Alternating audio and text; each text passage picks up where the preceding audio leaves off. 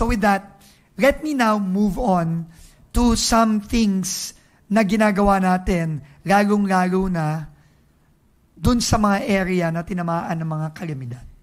No? At uunahin kalamidad at yung both man-made at both natural and man-made. Dahil alam nyo naman, aparte dun sa lindol tsaka bagyo na tumama sa atin last week, unfortunately, meron din tayong man-made calamity, yung pagbagsak ng Pigatan Bridge sa Alcala, Cagayan na binisita natin nung Merkules. So magbibigay ako ng mga updates ngayon. Unahin ko yung update sa Pigatan Bridge sa Cagayan.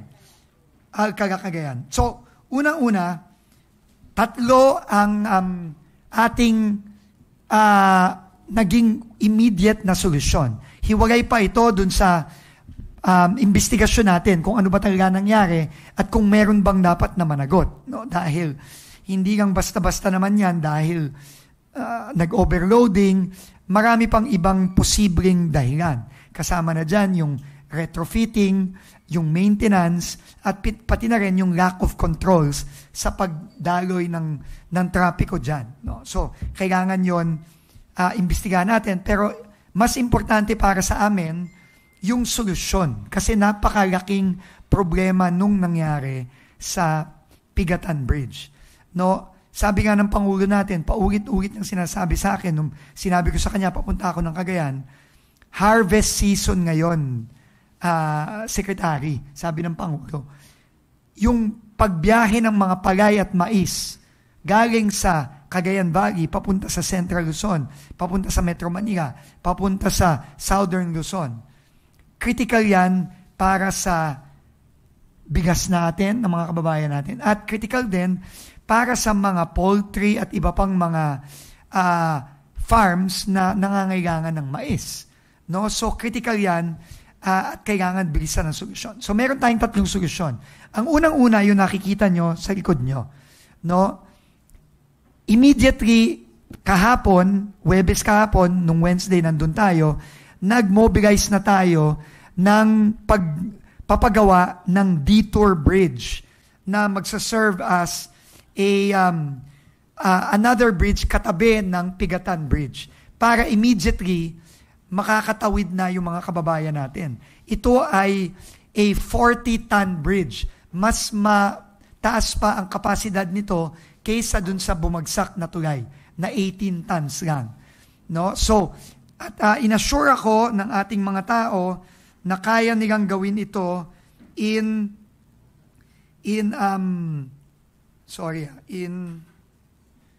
60 days, no? 60 days. So, papaspasan natin yan in 60 days, kailangan magawa yan, no? It is a 124-meter bridge, 2 lanes, kapareho din ng Pigatan, pero ang capacity na niya ay 40 tons, hindi more than double nung current capacity ng Pigatan. No?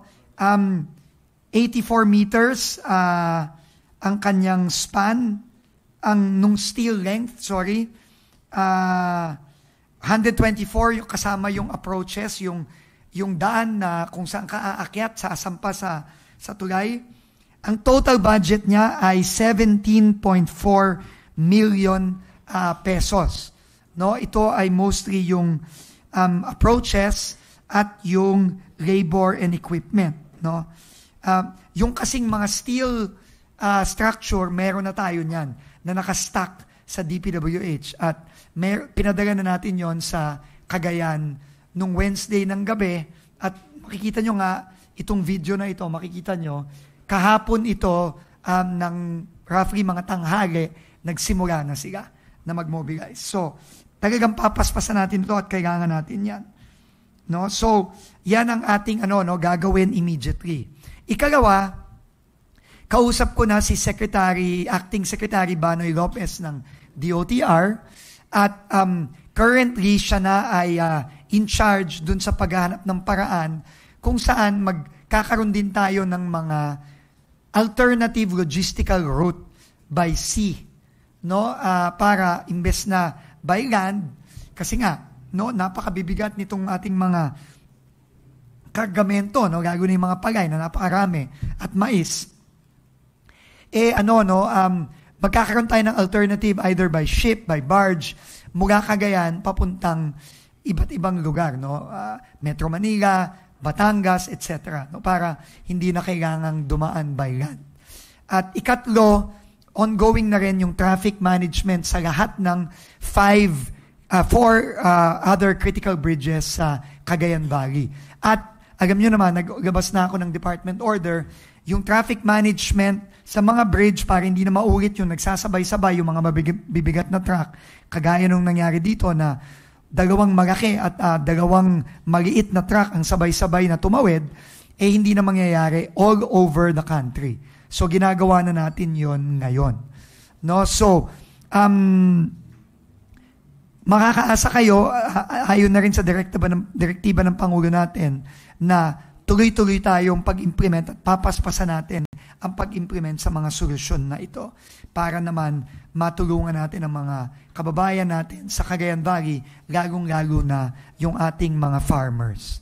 So yon, no? We will keep you updated on this and we will give you weekly progress reports dito sa ginagawa natin sa Pigatan Bridge sa Alcala, Cagayan. Okay, next. Yung sa earthquake, mag-update lang ako dun sa ating mga 10 cities, no? Masbate muna pala. Sa Masbate, ang priority natin ngayon, ayon na rin sa request ni Secretary Sani Angara, is pinapaspasan natin yung reconstruction at repair ng mga eskwelahan. Roughly 800 classroom ang nasira, no? Dahil sa bagyo. Iba't iba ang extent ng damage. May mga major, may mga minor. So, ginagawa na natin lahat yan sabay-sabay ngayon. At ito ay mga example lang ng ginagawa natin. At tinutuloy-tuloy natin ang clearing ng mga eskwelahan. Tapos na kasi tayo sa clearing ng roads, open na lahat ng national highways natin, at nagre-repair na tayo ng ibang mga infrastructure dyan. Pero, para sa Masbate at dun sa mga tinamaan ng mga nakaraang bagyo, classrooms ang ating priority. Kasi, sabi nga ni Pangulo, kahapon lang magkasama sila ni Secretary Sani Angara sa event ng mga teachers, sabi niya, kailangan bumalik na kaagad sa paaralan ng ating mga estudyante. Kasi sobrang dami na nilang na-miss na school days. No? Hindi lang dahil sa bagyo, kundi marami pang mga ibang sakuna. So yan ang ginagawa natin ngayon. Dati kasi, no, alam nyo naman, medyo nagreklamo si Secretary Sani Angara nitong mga nakaraang buwan dahil nga sa quality at speed ng repairs ng mga eskwelahan ng DPWH. Alam niyo naman, DPWH ang in charge sa pag-repair at pag-build ng mga classrooms. So, nag-express siya ng frustration si Secretary Sani. So, nung kami nag-meeting, ang ipinangako natin sa kanila, Sec Sani, hindi lang natin gagandahan ng quality ng pagpapagawa at sisiguraduhin na up to the standards yan ng DepEd. Kung hindi, bibilisan natin hindi lang ang repairs, kundi pati ang construction. So, yon ang ginagawa natin ngayon sa Masbate. Aparte dun sa pagkiklear natin ng ating mga classrooms na talagang binayon itong napakabigat na bagyo a week and a half ago. So, next natin is Cebu na. No? So sa Cebu, ito na yung latest images ng ating tent city sa Cebu. 100 tent na ang naitayo at may 80 ng mga pamilya na nakatira dyan ngayon.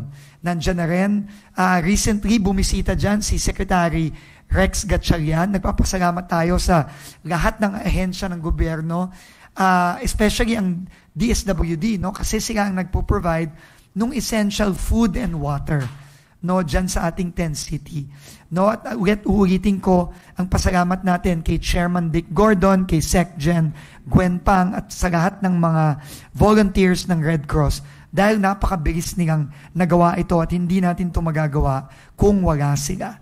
No, at nandyan na rin si Secretary Ping Aliling, nagsisimula na rin tayo magtayo ng mga container housing vans, no, dyan sa iba't ibang lugar sa Northern Cebu. Nagpapasalamat din tayo sa DOE at sa NEA, kay Secretary Garin at kay Admin Nani Almeda dahil meron ng kuryente dyan. sa 10 cities natin sa Medellin at sa Bogo. No, may kuryente na dyan. At in fact, sabi sa akin ng NEA, maglalagay din sila ng charging station tent para sa mga cellphone ng ating mga kababayan na nandyan ngayon. Nandyan na rin yung mga portable showers, CRs, nandyan na rin yung mga gamot at medical services na galing sa DOH at galing sa Philippine Red Cross.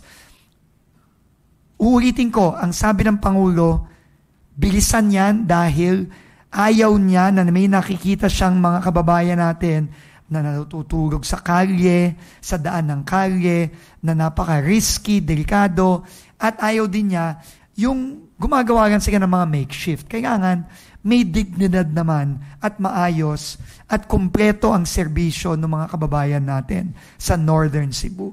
So yan ay minamadali natin. Magpapakita din ako ng videos ng Medellin.